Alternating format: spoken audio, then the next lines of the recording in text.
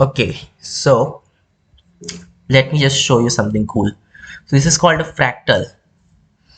Yeah, it will take some time. All right, so the thing is, if I zoom in on any part of this fractal, okay, I should select this first. If I zoom in, it will create like more of itself. So this is not what actually fractals look like. They just have all the parts of it at the same time. But then of course that's not actually doable on a program. So I have to create more parts whenever I need it. So yeah, it will just keep on creating itself if I zoom in. So how did I code this thing? Let's see. So this is the code. So let's just go up. All right, so this is like the usual things. I defined some functions which are shorthand for real and imaginary. Then this is class root, which is the first object that we have to plot, right? And over here it's all the math that it contains. So z0 is the tail of any vector and z1 is the head of any vector, and here the vector represents our object. All right, cool. Or I should say our object represents the vector, if that makes sense. All right, and then I have these functions grow and plot. So plot basically plots itself whenever necessary, right? So this condition, it's like optimization. So whenever necessary, I will plot it.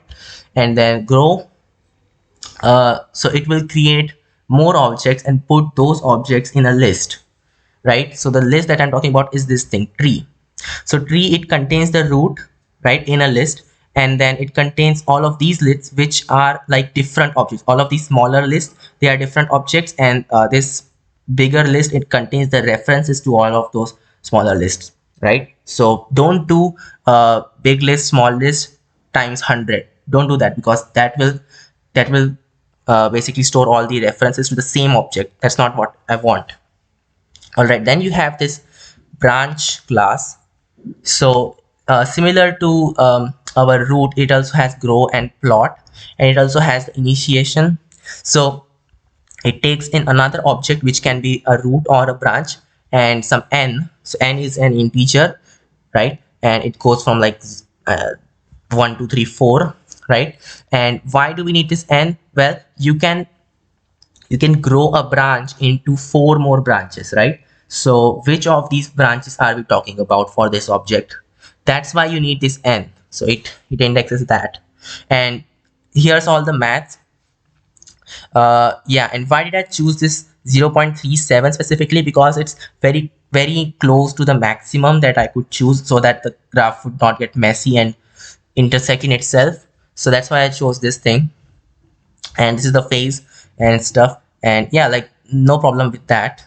This is the generation number. So which generation are we talking about? That represents, this is represented by g, right? So as your graph grows more, it generates more thing, its generation number increases.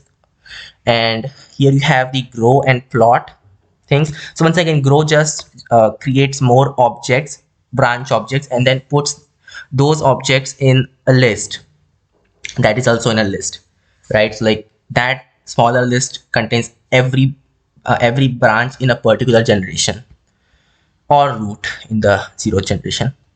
All right, and then you have a grow function for the complete programs. Like this is for the tree.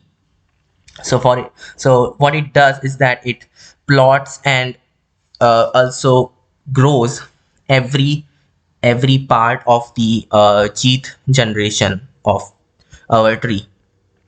And then this is just the setup for our plot. And then I run an infinite loop over here, so g equal to 0, and then I pause to give a more realistic effect of growing, and then I draw. So basically I update the figure, and then what, lr equal, so this is for optimization, you don't have to worry about this thing. And this is also for optimization, right? So this, if area, this thing is like area is less than some certain function of g, then you like, yeah, this basically, this thing is not exactly here the area is not the variable, here g is the variable. So it will select all those g's which follow this relation, and it will grow those generations. All right, and then of course the increment, so that it keeps going. So yeah, that's how I did this. It was amazing, right? Doing this took a whole day, but the end result is just amazing. So yeah, I will see you guys in the next video.